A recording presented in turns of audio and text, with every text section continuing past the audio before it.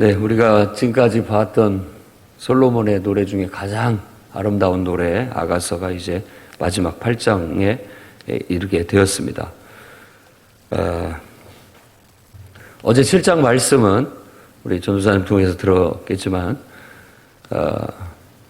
어떤 이제 부부로 신혼을 지낸 아름다운 부부의 사랑의 교제에 대한 내용이라고 볼 수 있겠습니다. 그래서 서로에 대해서 아름다움을 탐닉하고 또 서로의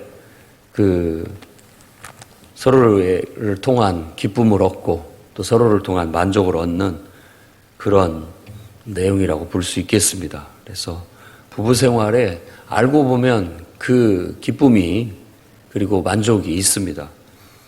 그래서 뭐 옛것, 새것 얘기까지 해가면서 익숙한 것, 옛것이라고 한다면 익숙한 것이라고, 익숙한 듯 또 새롭고 또 새로운 듯 익숙하고 하면서 여러 종류의 다양한 기쁨과 즐거움을 거기서 찾아낼 수 있다라고 그렇게 말합니다. 영적으로도 우리가 예수 그리스도를 알아가면서 아는 듯 또 새롭고 또 새로운 듯 또 익숙하고 이러면서 그리스도와의 영적인 그런 교제도 정말 그 속에서 많은 새로운 다양한 종류의 기쁨과 또 그 속에서 충족감, 그런 만족감들을 추구해 나아가는 것이 바람직하겠습니다.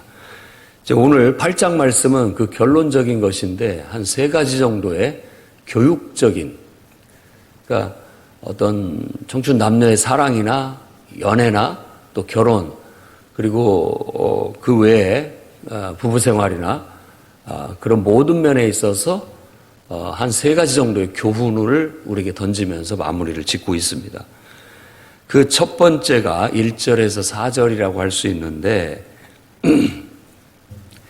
내 어머니의 젖을 먹은 오라비 같았더라면 이라고 말하는 것. 결국 그걸 무슨 얘기를 하려고 하는 것이냐라고 한다면 바로 이 부부라는 어떤 관계의 공식화를 얘기하는 겁니다. 진짜 한 어머니 밑에서 태어난 오누이 사이라면 뭐 가깝게 지나고 애정을 이렇게 표현해도 아무 뭐 욕될 게 없죠. 문제될 것들이 하나도 없습니다. 그냥 같이 장난치고 이렇게 지낼 수 있는데 이건 이제 한 청춘 남녀가 이렇게 만나서 서로 애정을 표현하고 이렇게 하는 것은 남들이 볼 때 쟤들이 왜 저러나 이렇게 본다는 거예요. 그러나 결혼을 해서 신혼을 지내게 되면 부부로서 이제는 그것이 공식화된다라는 이야기를 1절에서 4절까지 하고 있는 겁니다. 그래서 그냥 외딴 청년이었고 외딴 처녀였지만 이제 결혼을 하게 되면 어떤 가족, 형제, 오빠, 여동생, 누나 이런 관계들보다 훨씬 더 친밀한 가까운 사이가 되고 그만큼의 인격적인 교제를 나누게 되는 그런 사이가 되는데 결혼이 바로 그것을 공식화시켜주는 요소다라고 말하는 겁니다. 그러니까 우리 인간이 하는 두 청춘 남녀가 서로 사랑을 합니다. 그리고 둘이가 서로에 대한 평생 헌신과 또 서로를 돕고 살기로 자기 자신들을 서로에게 내어줬습니다. 라는 걸 공식화하는 퍼포먼스가 결혼이고 그런 결혼을 통해서 공식적으로 이제 신혼방을 차릴 수 있게끔 만들어주는 그런 것이 바로 결혼의 어떤 숭고한, 거룩한, 원래부터 갖고 있는 의미다라고 보는 겁니다. 그래서 결국 결혼이라는 공식화를 통해서 한 청춘 남녀가 부부로서 정말 어떤 누구보다도 친밀한 그런 관계가 되고 그런 애정 행각들을 해도 아무렇지도 않게 될 수 있다라는 걸 보여주고 있는 겁니다. 그러면서 4절에는 처녀들에게 그렇게 교훈을 합니다.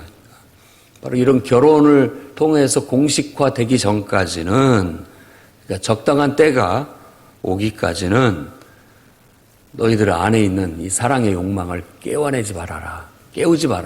잘 간직하고 있어라 라고 말하는 겁니다. 남자면 동정을, 여자는 순결을 잘 유지하고 잘 가꾸고 있다가 결혼을 통해서 공식적으로 그런 것들을 이제 발휘할 수 있게 된다라는 교훈입니다. 그러니까 젊은 청춘 남녀에게 자신의 동정과 순결을 결혼 전까지 잘 관리하라는 그런 강조의 내용이 되겠습니다. 그 다음에 5절에서부터 7절이 이 8장에서도 핵심이라고 할 수 있겠습니다. 5절부터 그의 사랑하는 자를 의지하고 거친 들에서 올라오는 여자가 누구인가 라는 질문과 함께 내 어머니가 고생한 곳, 어떤 곳을 얘기합니다. 그리고 너를 낳은 자가 애쓴 그곳, 사과나무 아래, 거기에서 내가 너를 깨웠노라 라고 그렇게 말합니다. 그러니까 여인이 전에는 신랑이 거친 들에서 막 달려오는 것 같이 묘사를 했는데 이제는 여인이 거친 들에서 막 달려오는 것처럼 그렇게 묘사를 합니다. 그러니까 어떻게 보면 남자의 사랑도 열정적이지만 여자의 사랑, 여인의 사랑도 더 열정적이라고 볼 수 있습니다. 더 열정적인 거예요. 그러니까 이 사랑의 열정에 대해서 얘기를 하는데 그 사랑은 죽음같이 강하다라고 그렇게 말합니다. 사랑을 위해서는 남자고 여자고 어떨 때 보면은 미친 것 같은데 사랑을 위해서는 죽을 수도 있습니다. 그러니까 사랑이 죽음을 부를 수도 있습니다. 그러니까 이게 굉장히 열정적인 거예요. 굉장히 강렬한 것입니다. 서로 사랑을 쟁취하고 또 그것을 통한 자신의 안정과 평안과 만족을 얻을 때까지 그 사랑을 향한 열정은 거친 들을 막 헤치고 달려오는 그야말로 죽음도 불사하는 그런 어떤 열정을 보이게 되어 있습니다.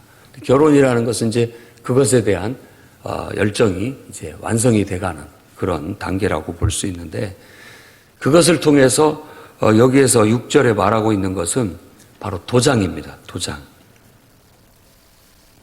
도장이라는 이미지를 통해서 너는 나를 도장같이 마음에 품고 도장같이 팔에 둬라. 이제 이 말은 이제 결혼했으니까 우리가 신혼을 지냈으니까 너는 나를 도장같이 여겨라. 도장같이 확실하게 그렇게 해라라는 겁니다. 그렇지 않게 되면 사랑은 죽음같이 강하고 질투는 수월같이 잔인하며 이 얘기를 하는 것은 바로 사람들이 결혼을 해서 서로가 한 몸이 되게 됐을 때에는 도장으로 봉인한 것처럼 신랑이든 신부든 모든 어떤 다른 이성에 대해서는 이제 닫혔다는 뜻입니다. 문이 이렇게 닫혔어요. 계속 열려 있으면 안 됩니다. 그것에 대한 이야기를 하고 있는 거예요. 딱 한 사람을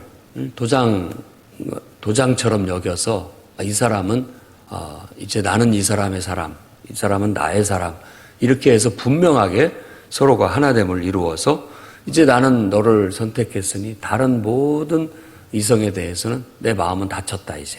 그러니까 그 말이 그 닫힌 동산처럼 우리만의 동산이 되는 거예요. 그걸 다른 사람하고 나누는 게 아닙니다.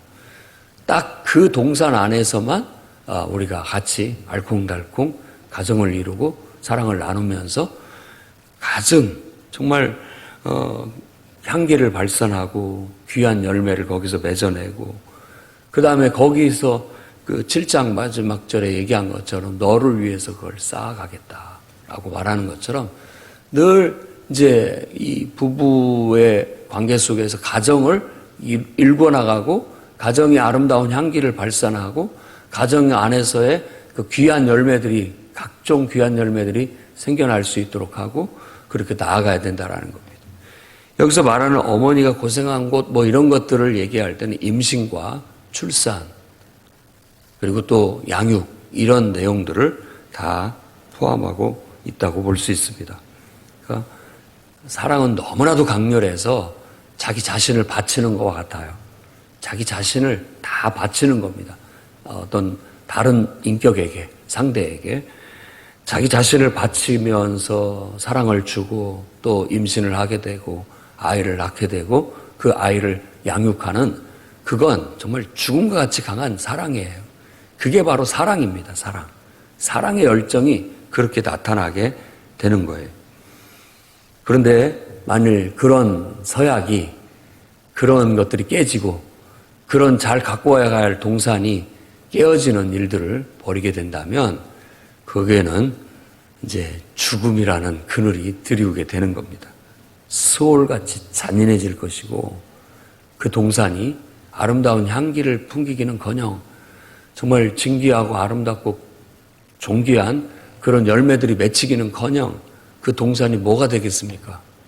마른 사막과 같이, 그리고 짐승들이 날뛰는 그런 아주 위험한 동산으로 바뀌어버리게 될 거라는 거예요. 그 기세가 불과 같은데 여호와의 불과 같은 거예요. 하나님의 심판이 얼마나 무서운지에 대한 이미지를 가지고 바로 그 동산이 파괴되는 것에 대한 아주 동산을 불사르는 불과 같은 그런 기세로 얘기하는데, 그것은 어떤 홍수 같은 물로도 끌 수가 없다고 그렇게 얘기합니다. 그만큼 이 부부의 관계로 맺어진 그 사랑이라는 게 강렬하다.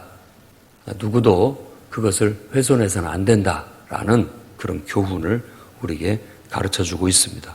그러니 여러분이 만일 결혼을 해서 여러분 서로를 도장으로 봉인한 것처럼 되었다면 이제는 여러분들의 동산 안에서 기쁨을 찾고 즐거움을 찾고 그 동산 안에서 아름다운 향기를 발산하려고 노력하고 그 동산 안에서 좋은 열매들을 많이 맺으려고 노력하고 많은 것들을 이렇게 쌓아나가려고 하는, 평생 첩첩 이렇게 쌓아나가는 그런 결혼 생활이, 그런 가정이 될 수 있도록 노력하시기 바랍니다.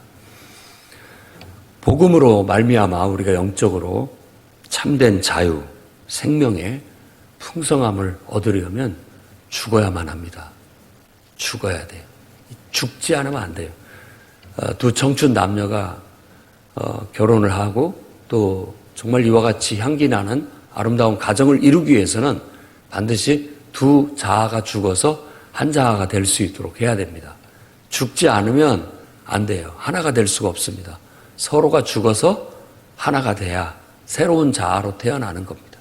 이것은 마치 우리가 예수 그리스도를 만나서 그분과 연합됨으로 새로운 자아, 성령 충만한 내가 다시 태어나서 하나님과 연합된 삶을 살아가는 것과 유사한 그런 은유라고 볼 수가 있겠습니다. 그래야만 그 속에 아름다운 향기를 낼 수 있는 삶이 펼쳐지고 또 존귀한 좋은 열매들이 많이 맺어지면서 하나님과의 나와의 관계가 차곡차곡 쌓여져 가면서 내 인격이 성장하고 내 삶이 복된 삶으로 형통해 나아갈 수 있음도 우리가 기억해야 되겠습니다. 여러분, 서로가 결혼을 해서 서약을 해서 그 서로에게 도장, 봉인됐다라는, 너는 나한테 묶였다라는 뜻으로 결혼 반지를 끼워주는 겁니다. 다 구속이고 속박인 거예요. 구속이고 속박, 나쁘게 얘기한다면. 그러나 좋은 의미에서 얘기한다면 서로에 대한 연결고리가 되는 겁니다. 서로 하나됨의 연결고리. 그래서 손가락에 끼워주고 목에다 걸어주고 귀에다 꼽아줘가지고 너는 나를 벗어날 수 없다, 이런 의미이기도 하고, 너와 나는 영원히 뗄래야 뗄 수 없는 묶인 관계다라는 것을 상징적으로 보여주는 겁니다. 그래서 사회생활에서도 네 번째 손가락에 반지가 끼어져 있다면 이 사람은 누군가에게 애속된 사람이구나, 내가 건드리면 안 되겠구나, 이런 것들이 분명히 선이 있어야 되고 사회적인 질서가 있어야 되는 겁니다. 그런 교훈이 5절에서 7절까지의 교훈이고, 그 다음에 8절에서 11절까지는 작은 누이라는 이미지가 나오고, 그 다음에 청혼받는 날이라는 이미지가 나옵니다. 그러니까 이것은 이제 가정교육과 같아요. 처녀 교육인데, 결혼 청혼을 받기까지는 가정이, 특히 과거에 이런 시대에는, 고대에는 자기 집안의 여자들은 항상 남자들이 지켜야만 했습니다. 그러니까 오빠들이, 여기에서 아가서에서 말하고 있는 오빠들이 단속을 하는 겁니다.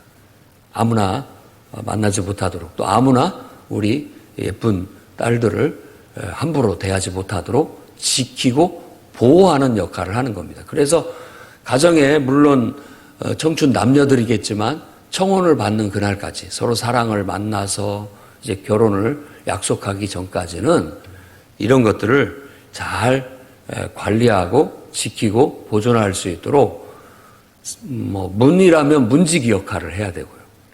딱 방비를 해야 되고 여기서 말하는 것처럼 여러분들이 그걸 보호를 해야 됩니다.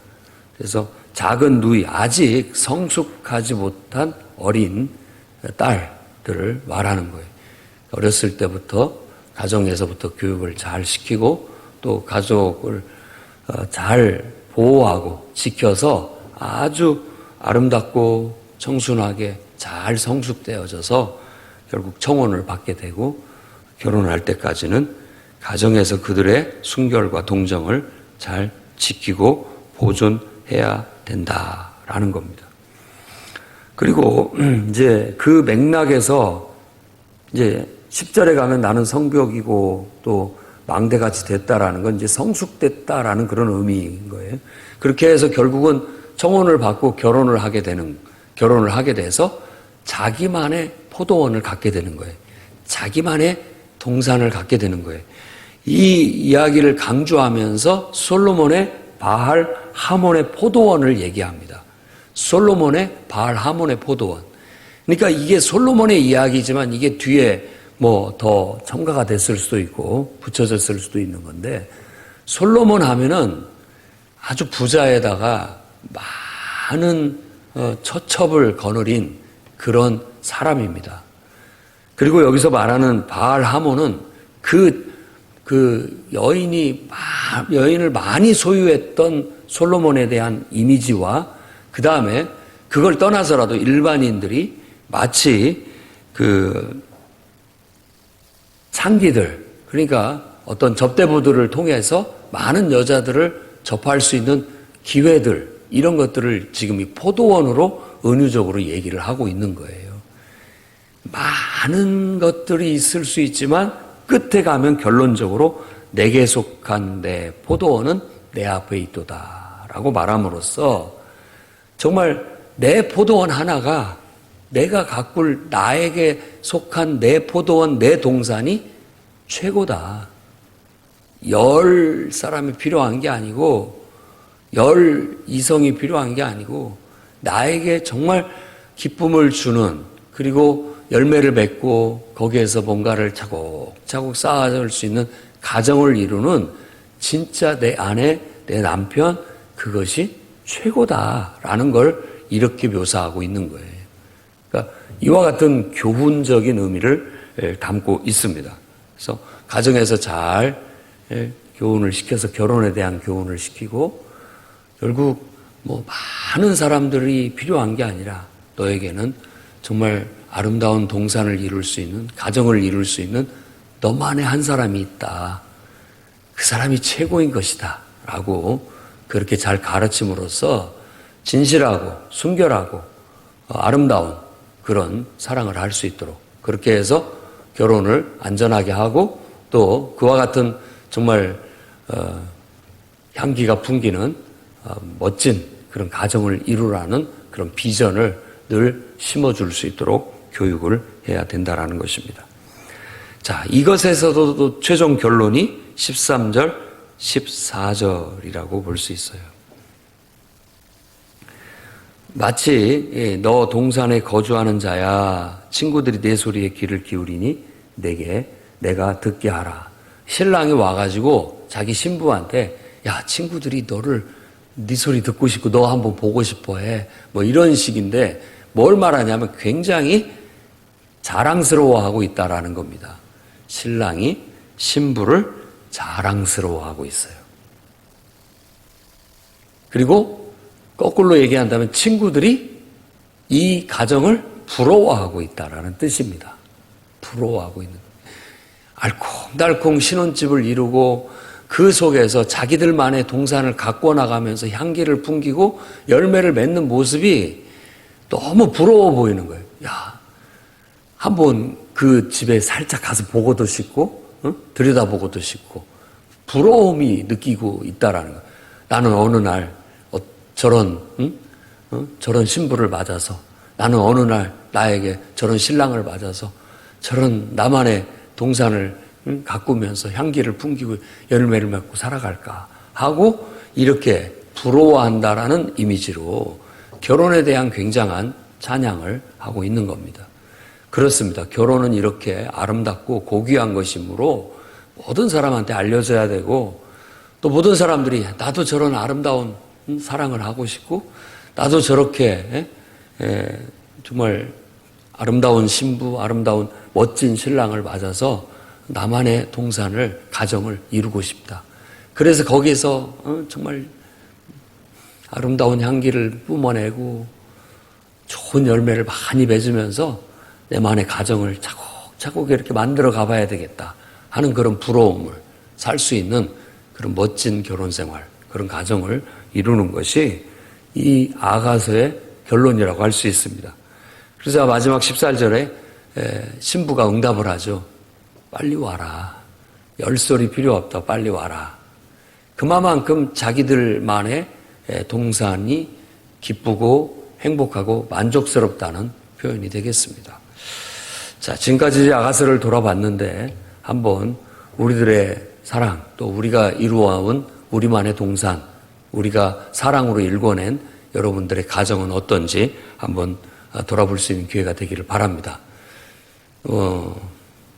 결혼해서 임신하고 아이를 낳고 아이를 양육하면서 이제 나도 어머니 아버지가 갔던 그 길을 나도 이제 지금 어머니 아버지가 돼서 가고 있습니다. 그리고 우리에게는 아들, 딸들이 있고 그들도 이제 언젠가는 자라서 성숙하게 되면 좋은 배우자들을 만나서 자기들만의 동산을 이루면서 향기를 풍기고 열매 맺으면서 살아갈 겁니다. 그것이 우리에게 펼쳐지는 인생이죠. 인생은 아름답습니다. 정말 이런 일들이 별 탈 없이 순조롭게 잘 이루어지고 모든 사람들이 다 부모를 떠나서 이렇게 자기만의 아름다운 동산, 가정을 이루고 행복하게, 복되게 살아가는 것을 우리는 보기를 바라야 되겠습니다. 그리고 여러분들도 그런 가정을 잘 가꾸어 나가시되 차곡차곡 쌓아가듯이 여러분들이 그 가정을 일궈가고 만들어가는 거예요.